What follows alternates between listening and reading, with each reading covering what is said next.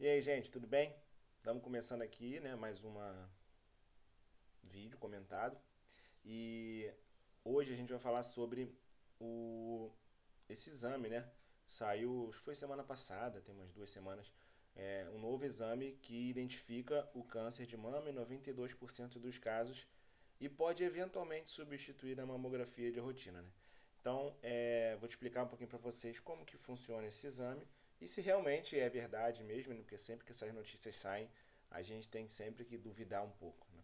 Bom, mas antes de mais nada, eu queria só pedir para vocês, como de costume, se inscreverem no canal, cliquem no botão embaixo aí, inscrever-se e no sininho para ativar as notificações sempre que tiver um vídeo novo vai chegar para vocês. Não esqueça de curtir o vídeo também, certo? Então vamos lá. Novo exame de sangue identifica câncer de mama em 92% dos casos e pode eventualmente substituir a mamografia de rotina. O que é isso? Realmente isso existe? Então, na verdade existe, né? Na verdade, é um teste que está sendo desenvolvido. Esse teste chama TrueCheck, tem até um site aqui que eu entrei aqui no TrueCheck. Eles têm algumas publicações já, uns estudos, então parece ser alguma coisa realmente séria. E esse teste, eles fazem até um painel de multicânceres, e não só câncer de mama. Muito bem. É, e aí como é que funciona, né? Na verdade, esse teste detectou 92% de eficácia em detectar o câncer de mama, cerca de 5% mais que o exame tradicional de imagem. Como que funciona esse exame? Então eu peguei aqui o artigo, né, do estudo que foi feito, que mostrou esse resultado, né? Então que foi publicado na revista Cancers. E aqui um screening acurado para câncer de mama em estágios iniciais por detecção e o perfil das células tumorantes circulantes. Então, o que na verdade são células tumorais circulantes, né? É, Na verdade, o- os tumores eles vão crescendo no organismo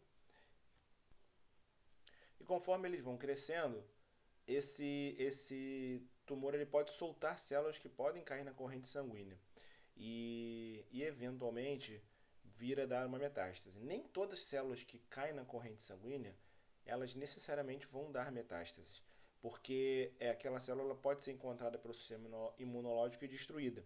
Só que como é que aquela célula que cai na corrente sanguínea e vira metástase, ela vira de fato, né? Quando ela tem as mutações, as alterações perfeitas para poder invadir um órgão. Porque você imagina, tem uma célula circulando pelo sangue, viajando, viajando, viajando. Como que em algum momento ela para e sai do sangue e volta para algum órgão? Né? Isso é um mecanismo muito complicado. Ela precisa estar expressando ali na superfície da célula moléculas que vão agarrar, como se fosse agarrar no vaso sanguíneo, se pendurar no vaso sanguíneo. Depois aquele tumor, aquela célula, ela tem que andar e atravessar o vaso sanguíneo para poder sair do vaso e entrar no órgão onde ela resolveu parar. Né? Então é todo um processo muito complicado. Então não basta apenas ela cair na corrente sanguínea, ela tem que cair na corrente sanguínea e ter todo esse potencial de invadir o outro órgão. Tá? Mas ao longo do crescimento, né, ao longo do surgimento do tumor, algumas células podem escapar e cair na corrente sanguínea, só que elas não vão ter essa capacidade de invadir outro órgão. De qualquer maneira, em toda fase ali do desenvolvimento dos cânceres, vez ou outra você tem células escapando, caindo na corrente sanguínea. Isso. A gente tem as células tumorais circulantes e a gente também tem o DNA tumoral circulante, que são pedaços das células, né, do DNA das células quando as células morrem. E o pedacinho do DNA também cai na corrente sanguínea. E aí, tudo que cai na corrente sanguínea pode ser analisado através do sangue. Né?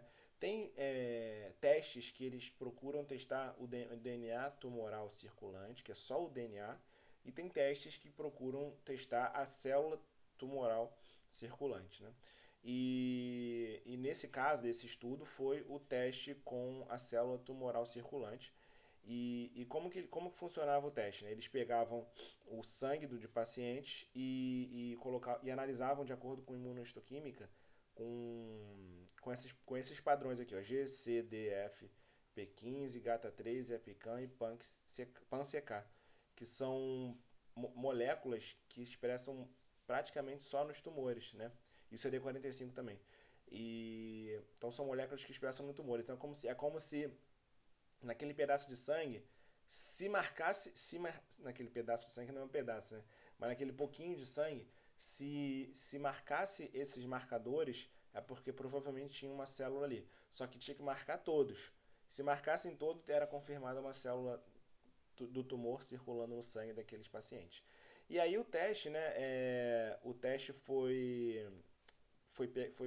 pegaram 548 mulheres com câncer de mama e 9.632 pacientes saudáveis, pessoas normais, né, mulheres sem câncer de mama, e fizeram um teste caso controle, né, para testar a acurácia do exame em detectar os casos nas mulheres que sabidamente tinham câncer e para detectar e para ver se conseguia detectar casos em mulheres que não tinham câncer, né? Ou seja, nas que tinham câncer tinha que vir positivo e nas que não tinham tinha que vir negativo. Ou mesmo que se viesse positivo em quem não tinha câncer, se poderia descobrir algum câncer muito inicial, né? E aí o resultado foi bom, parece que foi bom, então foi um estudo a princípio bem feito. Mas aí a gente tem determinados questões. Por exemplo, aqui ele fala um resumo, né? Entre os estágios 1 e 2, o câncer bem no início, o percentual de acerto também foi alto, 96% e 89%. Então, em linhas gerais, o exame de sangue não é invasivo, né?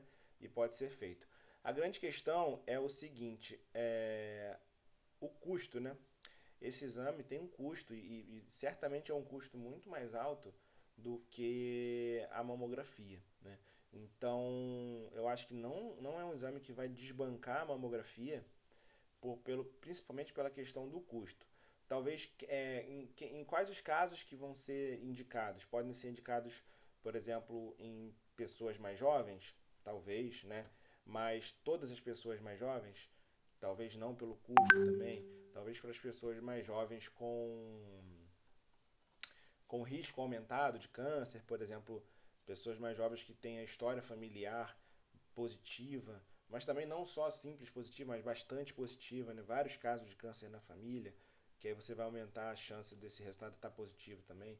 Então, assim, vai esbarrar principalmente na questão do custo desse exame e também na aceitação, né? A gente precisa de que esse exame a gente pegue mão, pegue prática, seja feito com mais vezes para a gente ver se realmente funciona, se realmente está detectando, se realmente é isso mesmo, porque infelizmente assim muitas vezes os testes, né, os estudos acontecem, mas na prática tem dificuldades técnicas, não é um exame fácil de fazer, apesar de você colher exame de sangue, mas o acesso ao teste é difícil, fora o custo, né, que a gente tem falado também. Então é mais complicado. Mas talvez, por exemplo, em mulheres mais jovens, né, que a mamografia não é um exame tão bom por conta da densidade da mama, mama mais rígida, mais dura, a mamografia não é tão bom. Então talvez nessa faixa etária seja bom também. Uma outra faixa etária, uma outra situação que possa ser benéfica, talvez é nas mulheres que terminaram o tratamento de câncer, né? Terminaram o tratamento de câncer de mama. E aí, teoricamente, se você for fazer o teste, não é para vir positivo, né? Não pode ter células tumorais circulando no organismo, né? Ou então, se você tem alguma suspeita, algum nódulo, uma suspeita de que o câncer voltou, e aí você, se fizer o teste e confirmar, talvez já esteja confirmado que voltou, né? Mas para isso a gente precisa de mais testes. Então, em resumo, né, é um exame interessante que saiu recentemente esse estudo, né? E, e eu acho que a gente está caminhando cada vez mais para testes sanguíneos. Eles já existem, isso não é novidade, esse exame não é um exame é, inovador, né? Mas como sai notícia, a gente tem que falar, né? Mas todos esses exames que testam o tumor no sangue, né? A célula que escapou no sangue, ou então só o DNA da célula no sangue, eles são exames que a gente ainda está caminhando na confiança dos testes, a gente está confiando nas técnicas, as técnicas estão evoluindo até que fique um exame confiável e que tenha um custo bom para que possa ser utilizado por muitas pessoas, né? Igual uma mamografia que é feita no Brasil, no SUS de graça, por exemplo, né? Então, para fazer esses exames de sangue, um custo é bem maior. Então, tem que selecionar bem quem vai ser indicado. Ou seja, em resumo, não é um exame que ainda está disponível assim abertamente, não é um exame de rotina, mas é um bom avanço para a nossa saúde, né? Então, eu acho que nos próximos anos, mas talvez demore um pouco mais, não são, né, 1, 2 anos, talvez mais tempo, a gente tenha algum avanço nesse sentido, tá bom? Então é isso, gente. Espero que vocês tenham gostado desse vídeo. E a gente vai. E se vocês gostaram, deixe os comentários embaixo o que vocês acharam desse teste, né? Se é uma esperança, ou se vocês estão tão empolgados, ou se vocês acham mesmo que ainda tem que aguardar um pouco. E se tiverem sugestões de vídeos, de temas, de notícias, só colocarem nos comentários embaixo também. Então a gente se vê nos próximos vídeos.